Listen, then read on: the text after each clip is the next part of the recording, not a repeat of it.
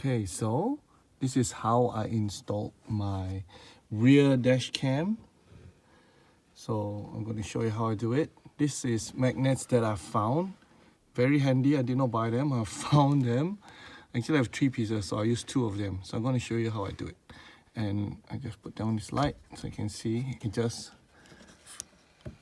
the plastic bit is just, this actually belongs to the dash cam. And you just, because they're like metal bits here, so very strong magnets. Initially, actually you're just meant to peel off the 3M sticker and stick it on the glass here. But I don't want to get the camera in the sun, so, and I also want them to remove them easily. I mean, you can slide it out, but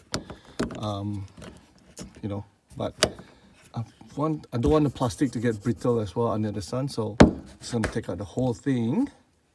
So that's that. So I drill a hole, and then I found some nuts. I went to Bunnings and bought some nuts that fit perfectly into these grooves here, and then to secure in place. So that's how I do it. All right, so let's unplug the camera. And then now let's go along and remove this wire.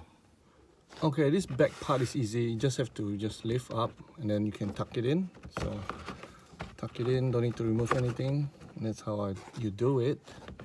So let's just remove it.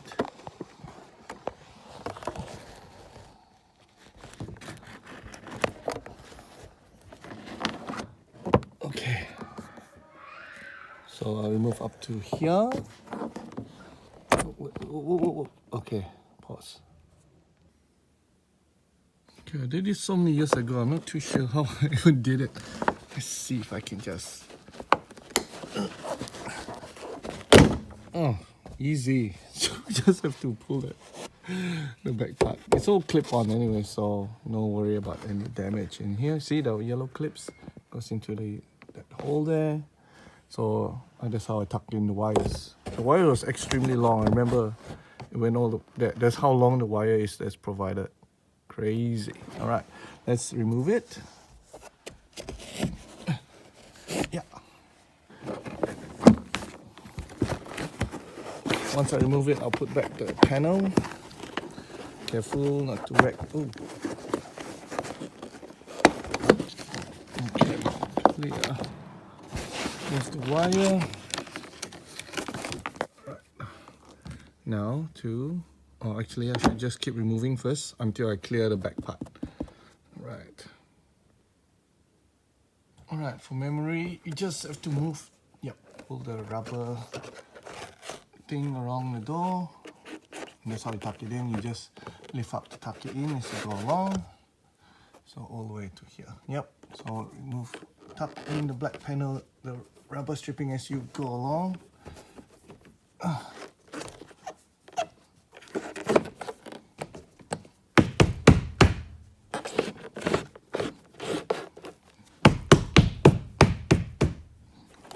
Okay, now that I clear the back part, I can push back this panel.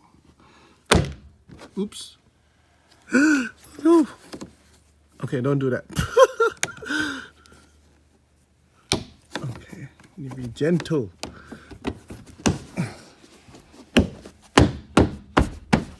Done.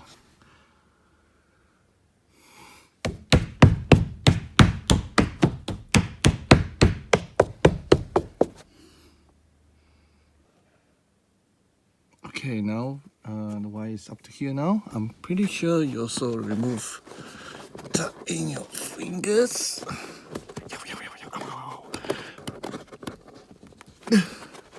Oh, better remove this rubber stripping first.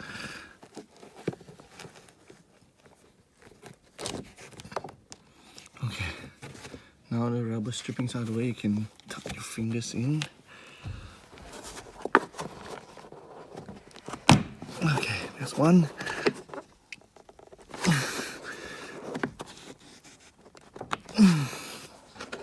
Remove the stripping on this side.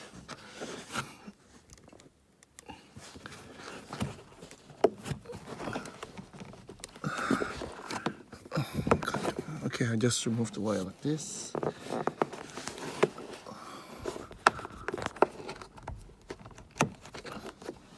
Open the front door.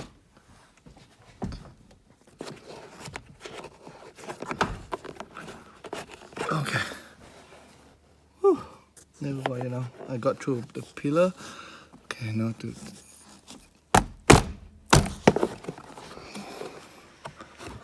break that hole. Where's that hole? Oh, yikes. Better not do that.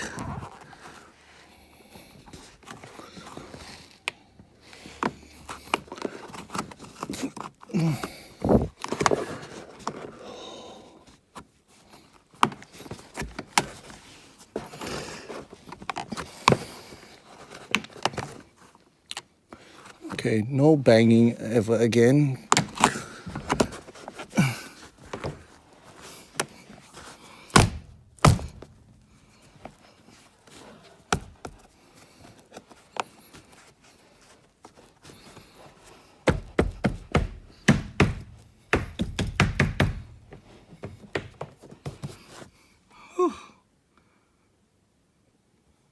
Again, with the front panel, just keep going along and removing the rubber stripping as you go along all the way, so you can tuck it back in as you pass by the wire. Tuck in, and again you can just slide your fingers in underneath this carpet thingy, the ceiling, to tuck in your wires. Pull until you reach the pillar. Okay, the pillar is here. So this one, I remember, okay. Alright, let's get up to here now. Right, let's try to shoot this shot. Remove the wire. Okay, up to here. Oh, that was easy. So let's keep moving the wire. Okay. Oh, so what I've done is make a U-turn and then come back here. Okay. Alright. Let me just remove this wire first. Okay.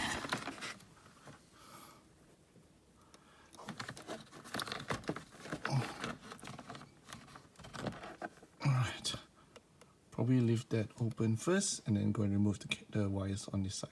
Okay, let me pause here.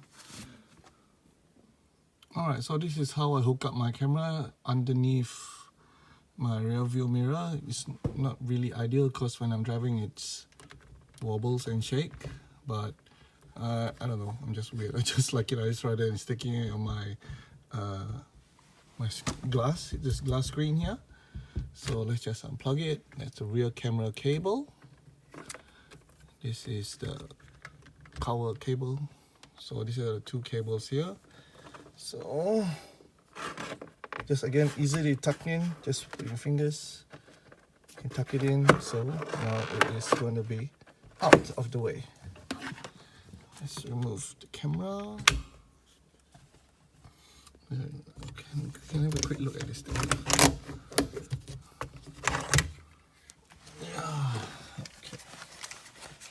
Oops. So this is how this thing clamps onto the rear view mirror. It's got like spring. No, it doesn't. Oh no, sorry. It goes the spring bars here depending on how wide your mirror is. And then you can adjust here, and then it just clamps on. I mean, this one happened to exactly hold the width of my dash cam, so that was lucky in that regard. But yeah, this is how it looks like.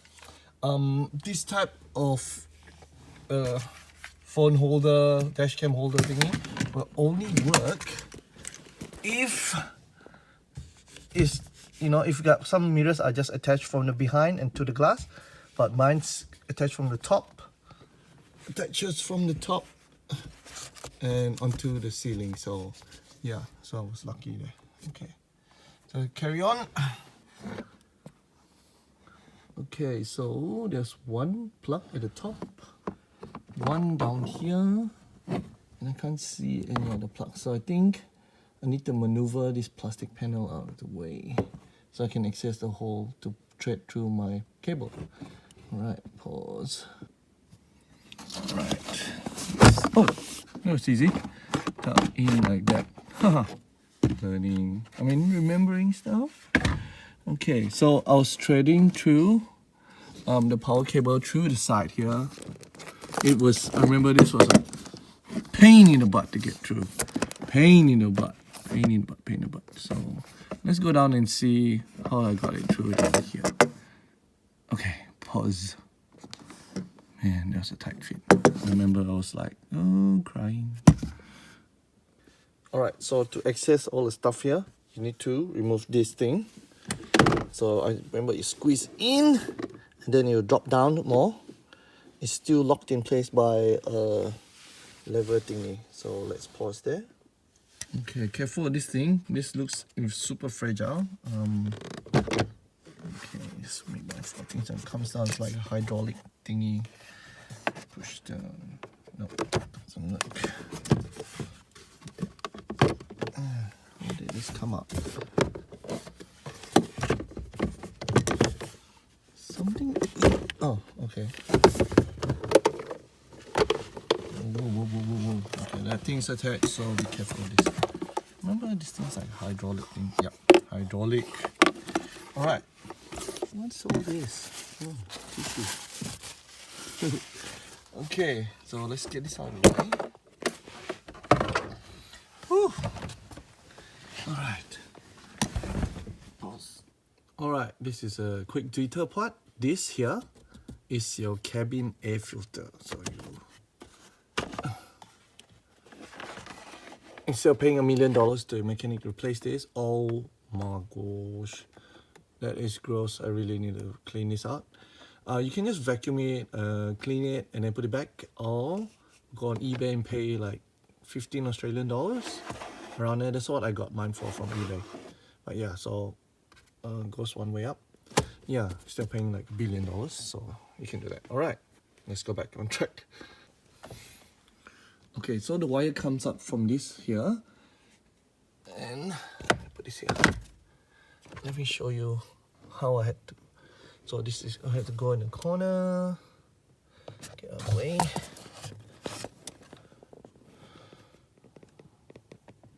So the wire, I had to go all the way up there. It was very difficult to thread it through up there, so good luck. So following back the wire, so you come to this, I don't know what this fuse box, power box, whatever it is, converter, transformer, I don't know. So the transformer will come out to a red wire, which goes to the fuse.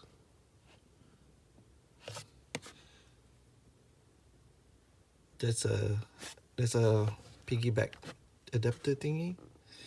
And then the black and red needs to go to earth. So I managed, luckily I had a hole here, and I went to Bunnings, my hardware store, to buy a screw that would perfectly fit that hole, so I can clamp down the black and red one to be earthed to a metal surface.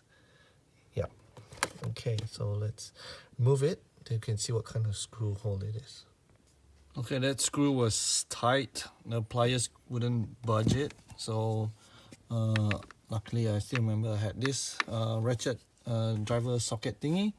Looks like a 9 will fit there. So I'm going to use this to unscrew that screw that's holding down the earth wire. So I've loosened the screw with my ratchet socket. Is it here? So that's the black and red earth wire. Needs to be on metal surface, and this is the screw. I need to get a ruler to measure the diameter of this screw. So if you do want to use that hole, this hole here, then you need to know to get the right size screw to hold down the earth wire. Okay, so I just use cable tie to attach this transformer, whatever this thing is. So let me loosen it. I guess you can really, don't even need to tie it, but okay, let's cut this.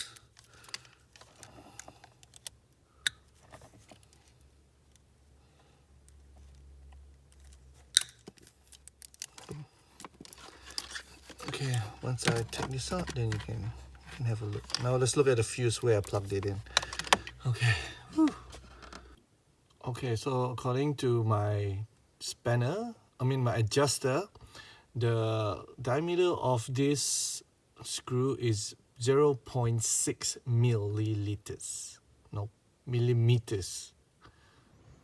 Alright, so according to the Toyota car manual, I've chosen fuse spot number 31, which is SIG 15M. Cigarette lighter, audio system, clock, power, rear view mirrors. Okay, let's pack out the piggyback adapter from 31. This means you only the camera will turn on when I turn on my car. I did not do like 24-hour surveillance thingy. So let's pause here.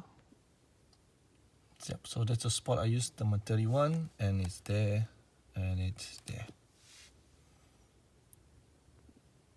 Alright, so based on this piggyback thingy, the bottom fuse looks like it's the car fuse, which is 15 amp as per number 31, and the fuse of 2 amps must be for the dash cam, so it goes on the top. So top dash cam, bottom car fuse, the spot that you're using to piggyback on. Okay, let's put back number 15 to this fuse box. Okay, this is really tight inside, so you gotta be careful to use some sort of plier, but I think they do have a fuse remover thingy. So I'm just gonna remove it and put it back into number 15. Here.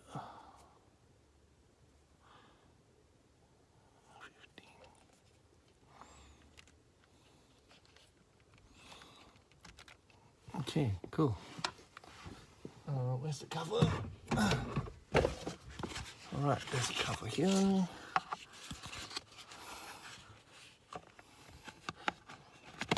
Yeah, so it does have a fuse box cover, but because of the piggyback adapter, the cover will not fit. So yeah, so now I can put it back. And remove the wire. Okay, yeah, so just remember, going from underneath to out is very painful. I think because the head is too fat. So if you do have a long cable, make sure this head here is skinnier so you can go through the crevice inside up there. Alright, let's recap. So this is the cable, connector cable from rear view camera to front dash cam camera. That's my rear view camera, A129S VO4. This is the brand that I use. I like VO4, so I always buy VO4. And this is the front. This back unit is a GPS module. And again, this is how I connect the rear dash cam to my back of my car using magnets that I found. Very lucky that I found this. Okay, so piggyback adapter needs to be crimped to the red wire. Slot it in and squeeze with plier. The 2 amp fuse goes on the top, and the bottom fuse will be whatever spot you'll be taking in your car. So if you want it to be running all the time, you got to find the right fuse. I chose to select the turn on dash cam only when I start my engine, so I use a cigarette 15M fuse spot. So it goes at the bottom and then you plug into the spot. Okay, this is, I don't know what this is. Anyways, so remember, red and black is the earth wire, needs to be touching a metal surface. And thankfully there's a hole that I showed you on the dash. We can get a screw and it'll hold it in place. And that's that. So thanks for watching. Oh, forgot to use this pry bar. You can get all sorts of different sizes and even pry bar pliers that you can buy on AliExpress. But some dash cam cameras that you buy will include this. But as you can see, I didn't need to use it, and you can just use your fingers just fine. But it will help if you got weak fingers like me. Oh no, I use my fingers. Anyways, okay, thanks for watching.